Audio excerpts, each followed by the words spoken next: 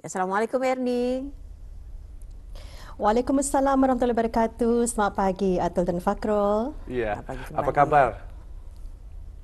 Alhamdulillah sehat. Iya. Okey, Soalannya masih sama kan? Soalannya masih sama, apa antara permainan dan juga aktiviti semasa zaman kanak-kanak Ketani. Mungkin boleh dikongsikan? Kalau saya sendiri lebih kerap ya memainkan permainan seperti mainan gatah dan juga selipar tiga. Oh, gatah dan juga selipar tiga. Yang tiga tu, di umban. Okey. Paling handal lah tu. Banyak melompat-lompatnya tu orang main gatah tu. Jadi Ernie, mungkin banyak info dan juga aktiviti yang ingin dikongsikan dari daerah Tutong. Kami serahkan kepada Ernie, silakan. Baik, terima kasih Atul dan Fakrul. Bismillahirrahmanirrahim. Assalamualaikum warahmatullahi wabarakatuh. Selamat pagi dan salam sejahtera. Alhamdulillah Auda, di hari pagi ini ya, kita dapat bersama untuk berkongsi antara maklumat semasa dan juga pengisian bahan visual yang kami sediakan ya. Dan diharapkan bis kita semua juga dalam keadaan sihat walafiat. Dan Alhamdulillah cuaca di sekitar Pekan Tutong pagi ini dalam keadaan yang cerah. Baik, kita akan terus saksikan bahan visual yang kami muatkan menerusi lintas langsung dari daerah Tutong pagi ini.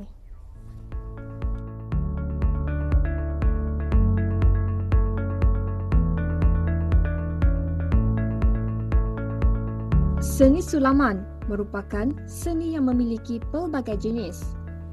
Sulaman ini sering dilihat pada pakaian dengan dihiasi pelbagai corak bagi mencantikkan sesuatu jenis fabrik. Seiring dengan peredaran zaman, seni sulaman ini dapat diberikan sentuhan inovasi yang unik. Pada kali ini, Rampai Pagi berkesempatan untuk bertemu dengan Dayang Kurina yang berbakat dalam seni sulaman embroidery, menghasilkan karya sulaman dengan desain yang pelbagai. Ini merupakan hobi separuh masa yang akhirnya menjadi salah satu sumber untuk menjana pendapatan sendiri.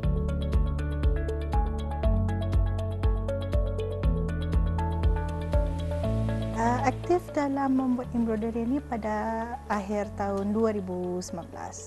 Tapi sekejap-sekejap lah masa tu kan, Indah terlampau aktif benar. Tapi start aktif di pertengahan tahun 2022 semasa pandemik hit ke tadi masa tu.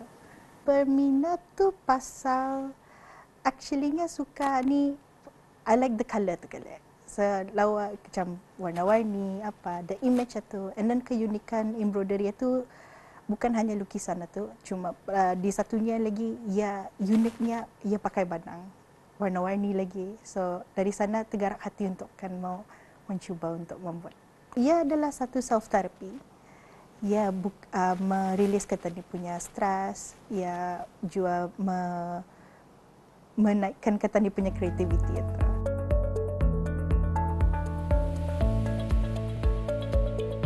Kegiatan menyulam pada dasarnya sangatlah sederhana dan mudah, tetapi memerlukan kesabaran dan juga ketelitian yang tinggi. Setiap orang boleh mempelajarinya tidak kira dari usia dewasa sehinggalah kanak-kanak, kerana sulaman ini ada keseronokannya tersendiri mengikut kesesuaian tahap kemahiran dan cita rasa masing-masing.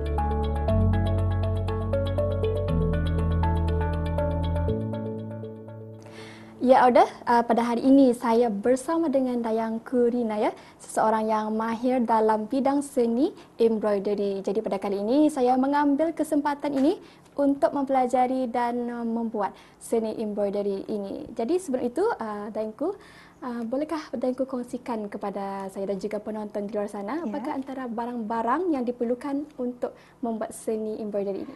Untuk seni embroidery yang perlu kita ni ada ialah pidangan ni. Pidangan ni very important pasalnya kalau ada pidangan ni indah tak menjadi kita punya image ataupun apa yang kita akan buat atau. And then second, kain. Kain ni ada khasnya, bukan kain biasa. Kalau kain macam arah baju ataupun apa, itu lebih susah lagi lah. So ini yang dihaskan untuk embroidery, inilah kainnya. Dua jenis jarum. Dua jenis jarum mata kita ni lihat dari dia punya mata. Matanya tu ada yang besar sama ada yang damit. Kalau sekiranya benang tu harus memulai dengan tebalnya tu, so artinya kalau kan tebal mesti pakai yang ada jarum yang matanya besar. Kalau sekiranya benang tu kan sikit saja, nipis, jadinya kita ni yang pakai yang damit. Yang juga dihaskan untuk embroidery, bukan jarum biasa. Dan juga gunting. So kalau gunting ni, kalau ani paling senang, kalau sekiranya kan pakai gunting yang pasar itu kan payah lagi kan dia tu. So this is the fabric scissor. Dan juga pen. Pen ni adalah pen heat pen. So kalau heat pen ni ia bukan jenis pen biasa. Ia pen yang macam untuk di paper kalau kita ni kira memadamkan boleh juga kan. Tapi kalau di kain dia punya cara memadam mesti gunakan trika. So artinya dia punya biru itu boleh hilang.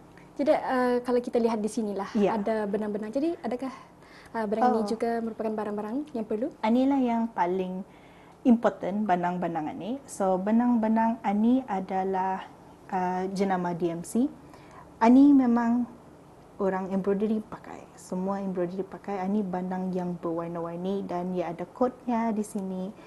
Ini khas yang paling utamanya lah kalau sekiranya embroidery. Jadi kalau kita ingin membuatlah apa sajalah embroidery ini, berapa lamakah anggaran masa yang perlu untuk menyiapkannya lah dari segi yang kecil-kecil hinggalah ke besar macam mana? Kalau itu boleh memakan masa dalam 10 jam ke 40 jam ataupun lebih. Seterusnya lah ingin diteruskan lagi dengan Dayangku akan mengongsikan kepada kita cara dan juga langkah untuk membuat seni embroidery ini kepada saya dan juga Auda penonton. Jadi silakan. Okay, so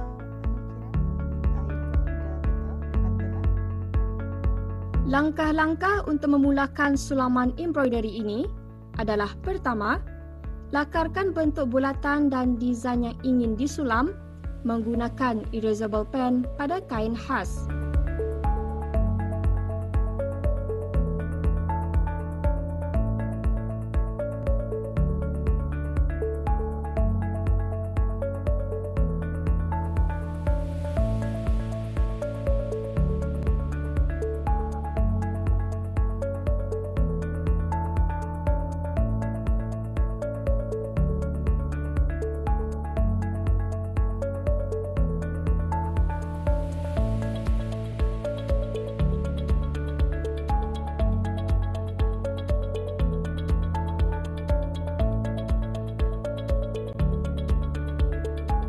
Kemudian, pasangkan dan tegangkan kain di pembidang. Seterusnya, laraskan skru pada pembidang untuk mengetatkan kain.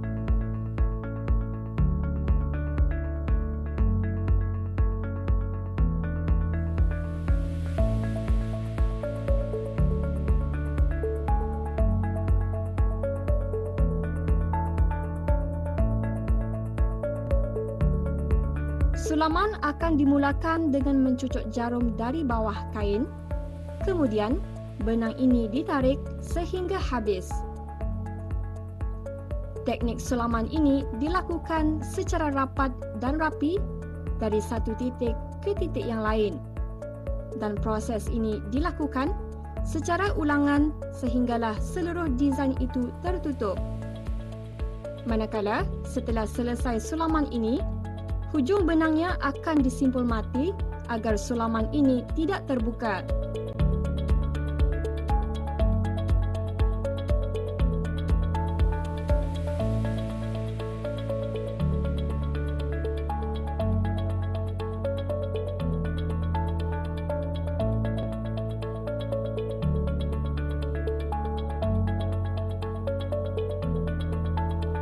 Inilah Auda hasil akhir daripada pelajaran secara ringkas tadi oleh bersama dengan Dayang Kurina. Memang sangat sukar sebenarnya untuk menguasai, tapi inilah memang bermanfaat sekali kita dapat berpeluang untuk mempelajari seni embroidery ini dengan teknik-tekniknya.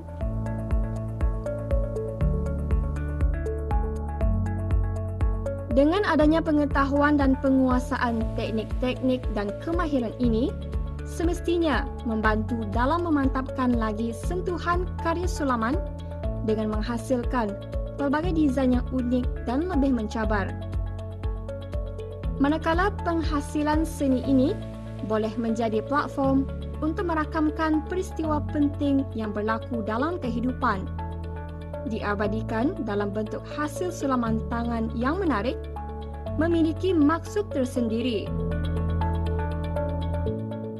Kalau saya yang mengembangkan bisnes satu, saya masih jauh dari fikiran saya pulang. Mungkin insyaAllah suatu hari nanti, tapi bukan pada masa ini.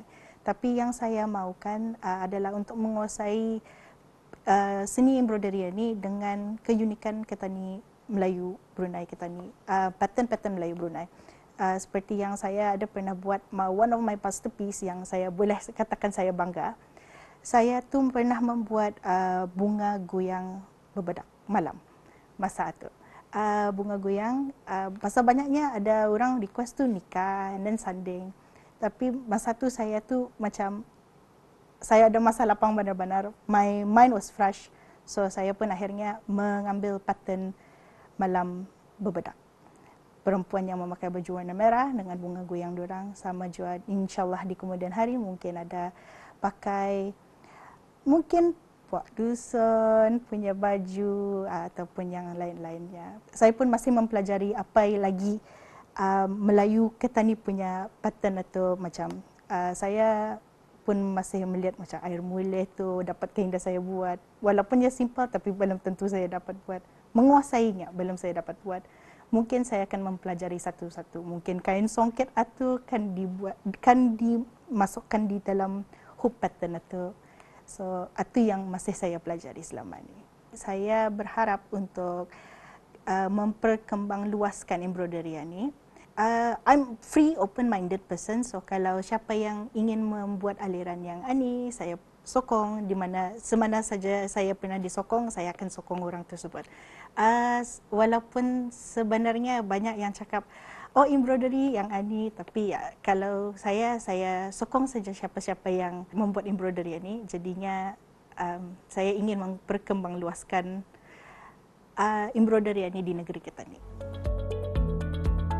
Apa yang dapat disaksikan adalah kecantikan dan keindahan sulaman yang dihasilkan, dan apa yang dipamerkan memerlukan pengetahuan dalam bidang ini.